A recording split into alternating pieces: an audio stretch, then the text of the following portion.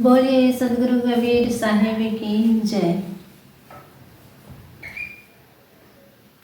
गुरु रति चंद्रमुख सेवक नैन चकोर, अष्ट पहर निरेखत रहूं गुरुमूर्ति की ओर।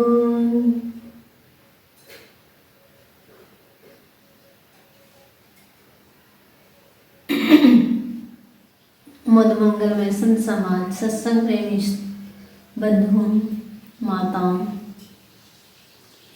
आज हम प्रकृति से दूर जा रहे हैं। प्रकृति से दूर जा रहे हैं, इसी कारण से हम सब परेशान हैं।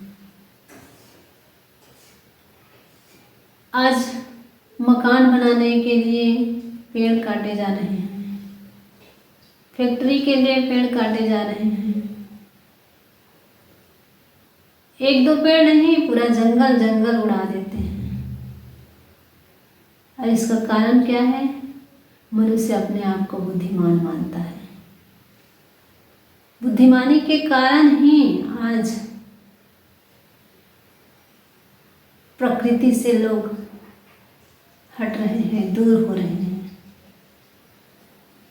पहले के लोग भी बुद्धिमान थे, लेकिन प्रकृति से जुड़े हुए थे। आज के लोग अपने आप को बुद्धिमान तो मानते हैं, और बुद्धिमान के साथ साथ अहंकारी के कारण ही आज लोग प्रकृति से हट रहे हैं। और प्रकृति से हटने का कारण ही है कि लोग दुखी हैं। आज पर्वत के शिखर में लोग सड़क बनाने की कोशिश कर रहे हैं, उसमें मकान बना रहे हैं, फैक्ट्री का निर्माण कर रहे हैं और रेल की पटरी का निर्माण कर रहे हैं।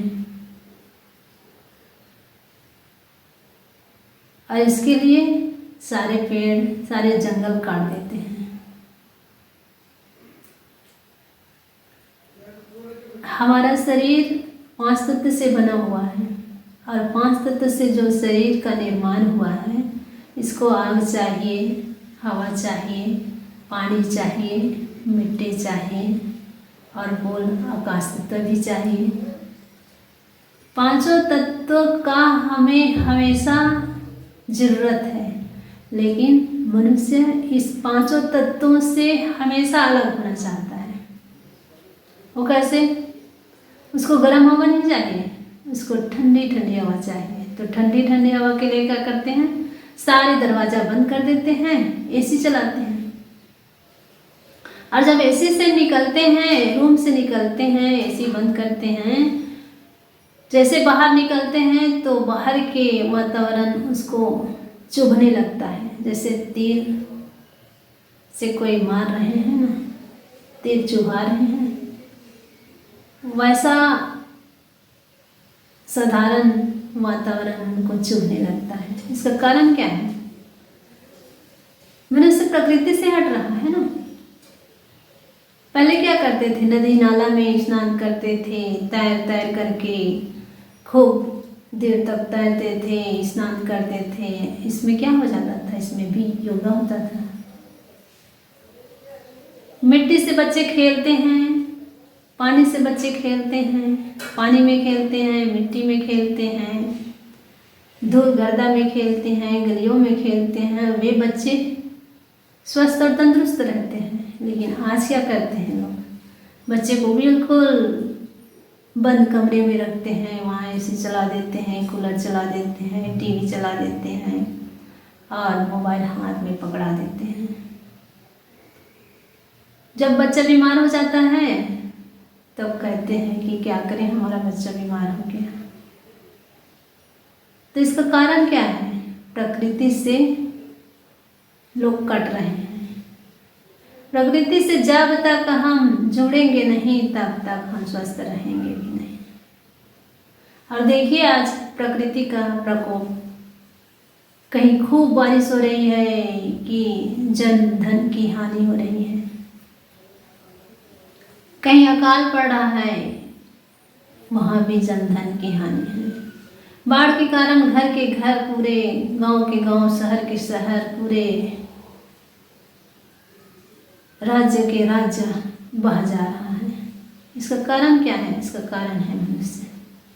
मनुष्य पेड़ काट रहा है, पूरे जंगल काट देता है। जंगल काटने के कारण जहाँ बारिश होनी चाहिए वहाँ नहीं हो रहा है, जहाँ नहीं होनी चाहिए वहाँ बारिश पानी के कारण लोग त्राही त्राही हो रहे हैं। बंधुओं, जल हमें शीतलता प्रदान करता है, आग हमें उष्णता देती है। इसे हमें सीख लेनी चाहिए। हम पुस्तक में पढ़ लेते हैं जल से हमें शीतलता मिलती है, आग से हमें उष्णता, और हवा से कोमलता, धरती से कठोरता, और आकाश पोल है। ये हम जान लेते हैं। किससे जानते हैं? और जानते भी क्या है? बस पुस्तक में पढ़ लेते हैं। इसको जीवन में जीना है, अनुभव करना है। लोग प्रार्थना करते हैं, पूजा करते हैं। ये पूजा पद्धति अनादिकाल से प्रकृति से जुड़ने के लिए ऋषि मुनि इसका विधान बनाए हैं, लेकिन आज लोग इसको दिखावा और एक औपचारिकता मान लिए हैं।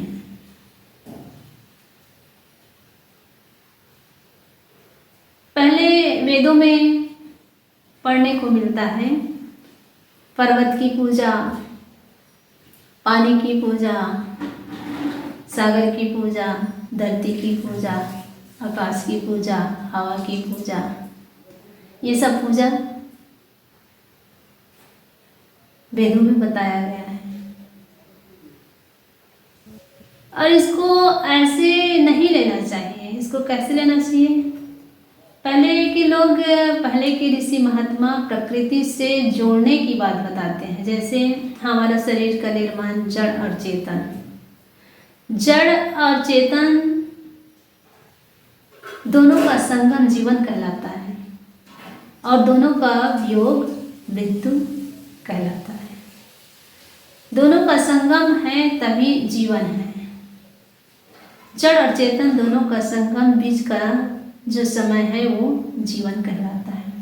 और इसमें जैसे शरीर का निर्माण 5 तत्व से बना हुआ है, 5 तत्व से इस शरीर का निर्माण हुआ है।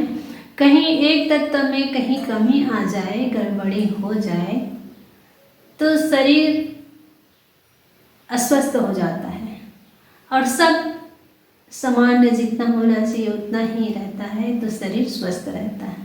जैसे हमारे शरीर में 70% पानी की मात्रा होनी चाहिए।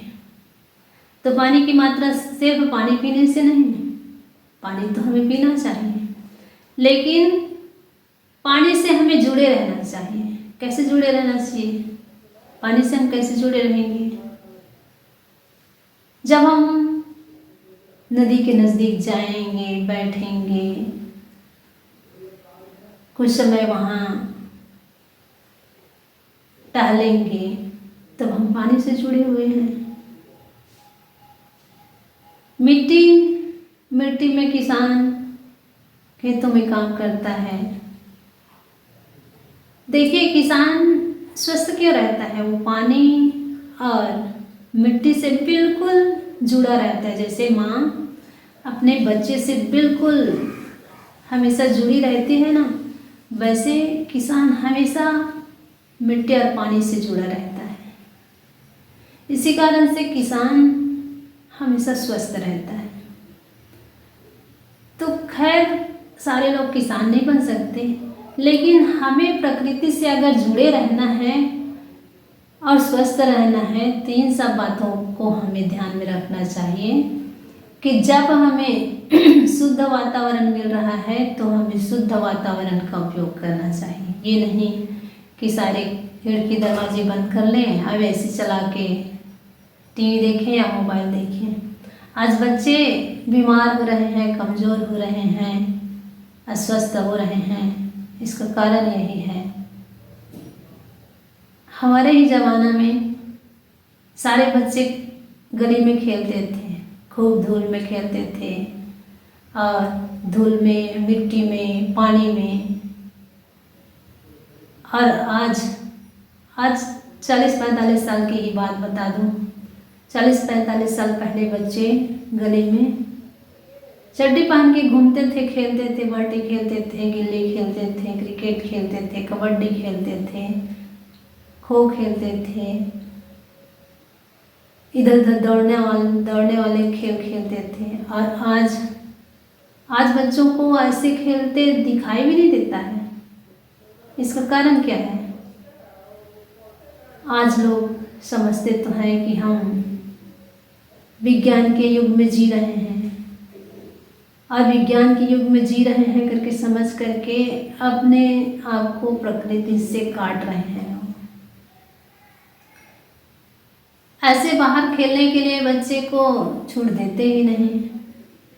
या तो पुस्तक में उसको लगा देंगे, या तो मोबाइल में लगा देंगे, या तो बंद कमरे में टीवी खोल देंगे। इसी कारण से आज बच्चे भी प्रकृति से कट रहे हैं, और बड़े बुजुर्ग भी प्रकृति से कट रहे हैं। इसका एक ही कारण है, अपने आप को ज़्यादा बुद्धिमान मानना। पहले के ऋषि महात्मा भी बड़े बुद्धिमान थे, बड़े विवेकी थे, ज्ञानी थे, और उनके साथ साथ वे प्रकृति से जुड़े हुए थे, तभी वो हमेशा स्वस्थ रहते थे। कोई गड़बड़ी हुई शरीर में तो कहीं जड़ी बूटी, कोई पत्ते ले आते थे और काढ़ा पी लेते थे, कोई पत्ते तो ऐसे चबा के खा लेते थे। और जैसे अस्वस्थ हुए हैं तो पत्ते चबा के खाने से ही स्वस्थ हो जाते थे। तो बहुत सारी चीज़ें बदल गई हैं, लेकिन बदल तो गई है, ठीक है। समय के साथ तो हमें चलना चाहिए। पहले पैदल चलते थे, फिर साइकिल से चलने लगे, फिर मोटरसाइकिल से चलने लगे, अब कार से चलने लग गए। ठीक है, समय के साथ होना चाहिए, लेकिन समय के साथ तो होना चाहिए, लेकिन स्वास्थ्य को देखते हुए प्रकृति से हमें जुड़े रहना चाहिए। जब तक हम प्रकृति से जुड़े रहेंगे तब तक हम स्वस्थ रहेंगे, और जब हम प्रकृति से हट जाएंगे, बिल्कुल कट जाएंगे, तो अस्वस्थ हो जाएंगे और बीमार होकर के परेशान हो जाएंगे। और जितने हम बुद्धिमान हैं, हमारी बुद्धिमत्ता कोई काम की नहीं रह जाएगी। तो मैं ये कहना चाह रही हूँ कि हम प्रकृति से जुड़े रहें। कैसे जुड़े रहें? और प्रकृति से जुड़े रहेंगे तो इसमें हमारे बहुत फायदा है। वो कैसे? पानी से जुड़े रहेंगे तो हमारा मन हमेशा शीतल निर्मल रहेगा। पानी को देखते ही हम चाहे उसको पिए या ना पिए, छूते ही मन में एक शीतलता का अनुभव होता है। तो पानी के पास जाते ही हमारा मन शीतल हो जाता है।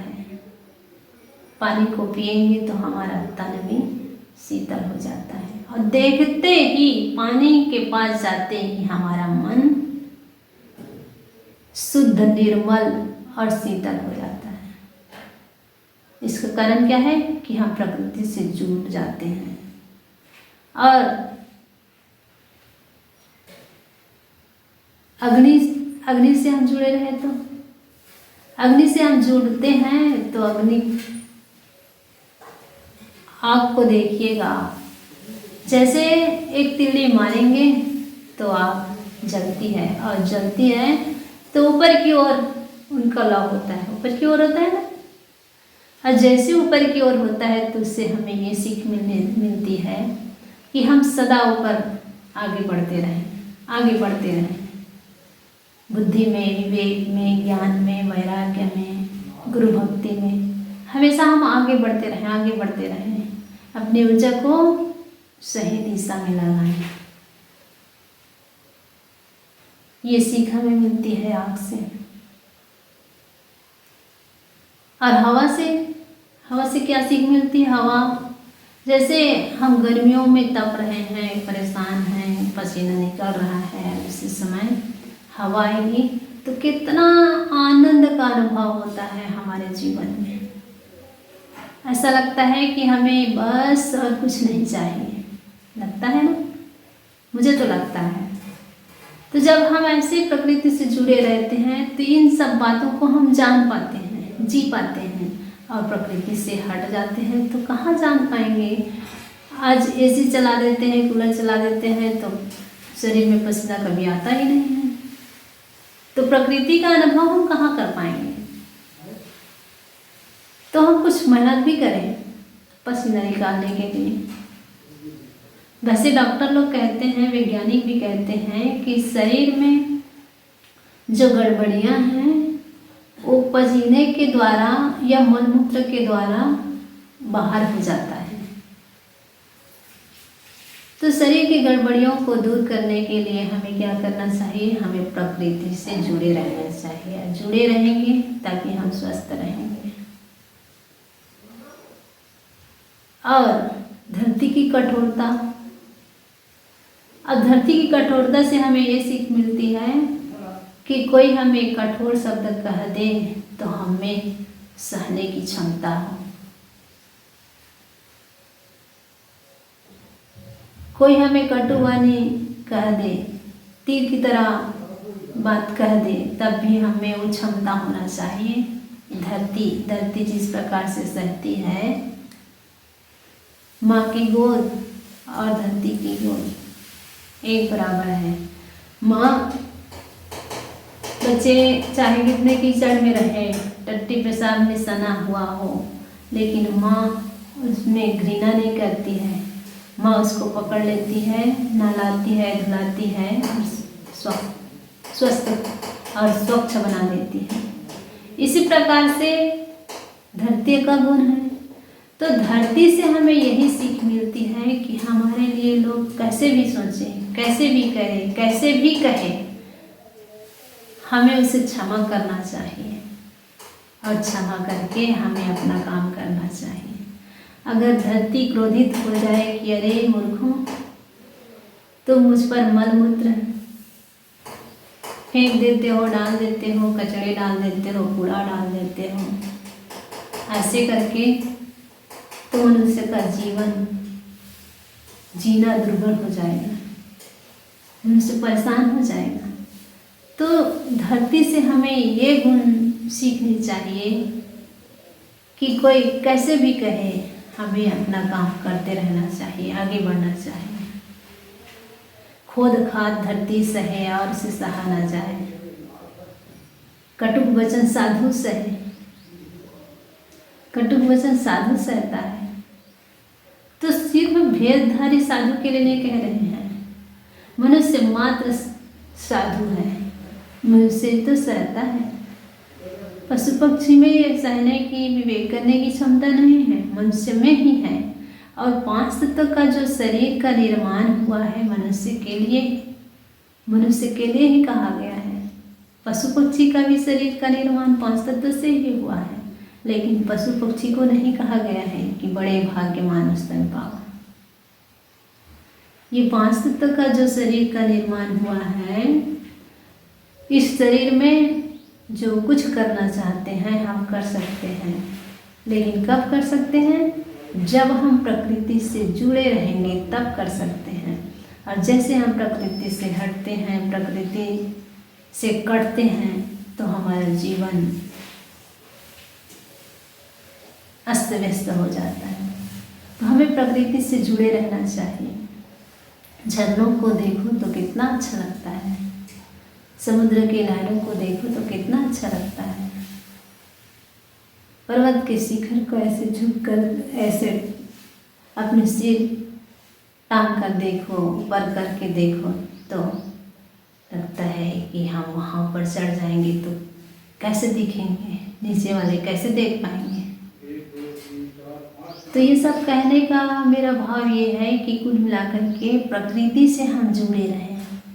जब तक हम प्रकृति से जुड़े रहेंगे तब तक हमारा जीवन सुंदर मंगलमय रहेगा। और जब हम प्रकृति से हट जाते हैं, कट जाएंगे,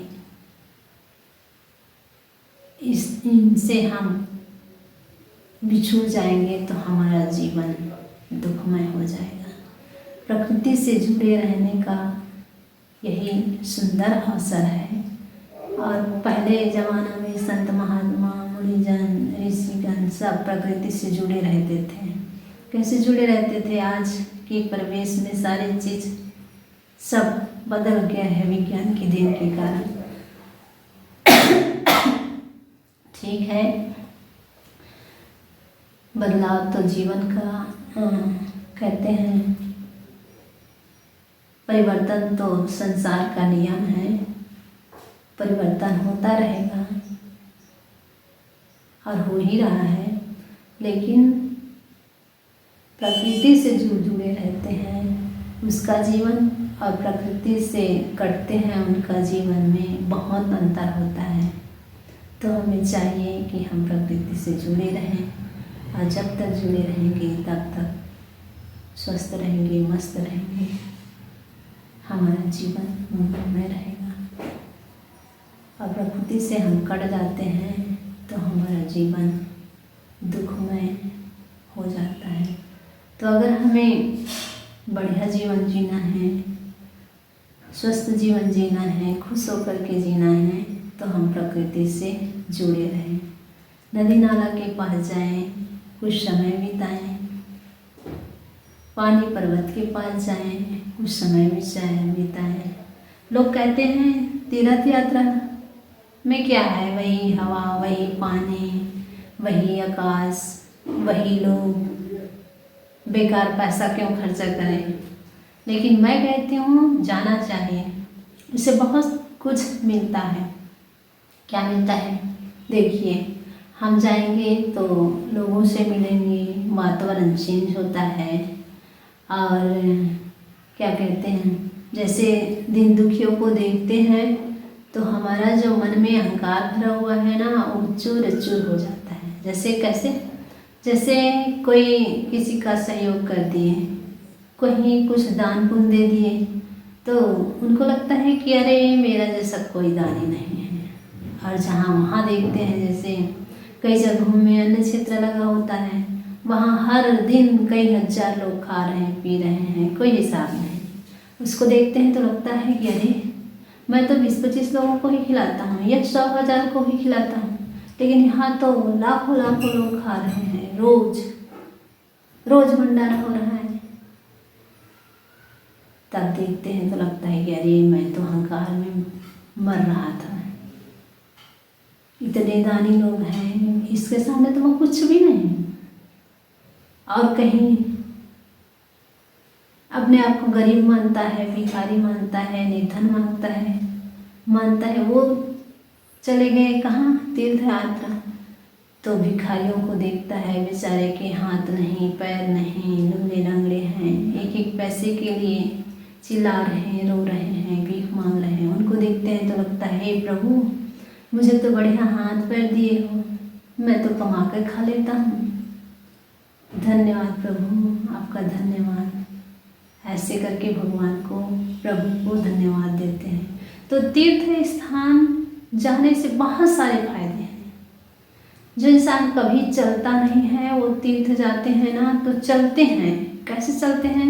उनके पास पैसा तो है लेकिन साधन नहीं मिलता है। जैसे मेला में गए, अब हम लोग ये मेला गए 7 किलोमीटर चले, पैदल चले।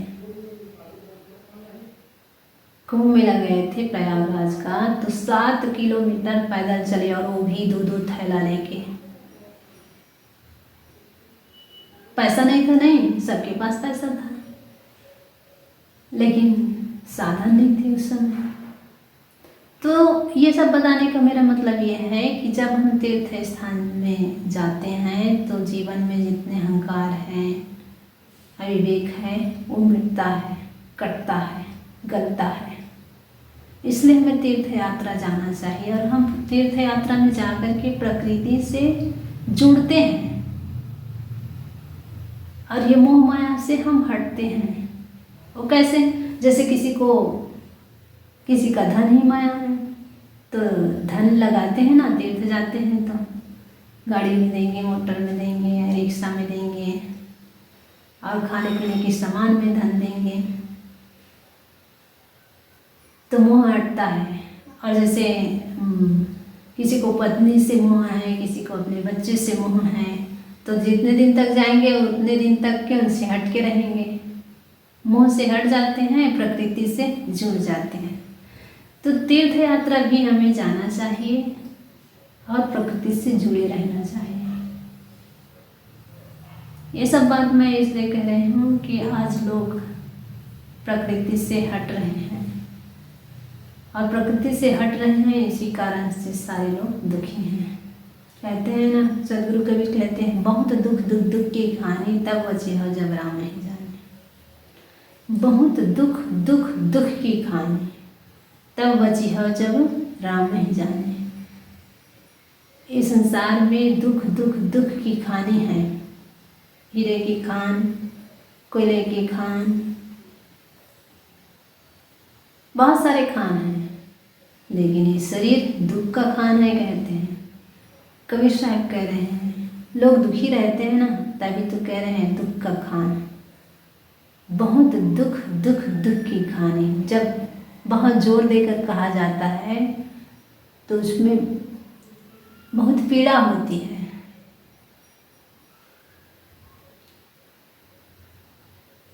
ये शरीर दुखों का खान है और इस दुखों के खान को सुख के खान में परिवर्तन करना है तो हमें प्रकृति से जुड़ना होगा। बहुत दुख दुख दुख की कहानी तब बची हो जब राम नहीं जाने। राम को जानने के लिए, अपने परमात्मा को जानने के लिए, अपने चेतन आत्मा को जानने के लिए हमें प्रकृति से जुड़ना होगा और जितने बीच में मिले हुए हैं उनसे धीरे धीरे धीरे धीरे हटना होगा। प्रकृति से जुड़ेंगे और मोह माया से थोड़ा से हटेंगे, इसी में रह के थोड़ा हटेंगे, तभी हम उस राम तत्व को जानेंगे। और राम तत्व को जानने के लिए हमें प्रकृति से जुड़ना पड़ेगा, क्योंकि ये पांच तत्व का जो शरीर है ना, उसमें वो चेतन आत्मा बसा हुआ है। जड़ चेतन दो वस्तु है, अति प्रसिद्ध जग माही, इसके परखै बिना बंधन छूटत नहीं। इनको जाने बिना बंधन छूटेगा नहीं।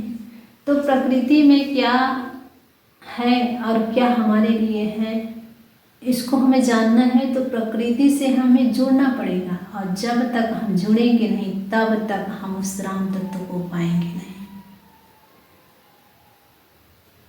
इस जड़ शरीर में जो चेतन आत्मा बैठा हुआ है उसको जानने के लिए इन्हीं के माध्यम से, जैसे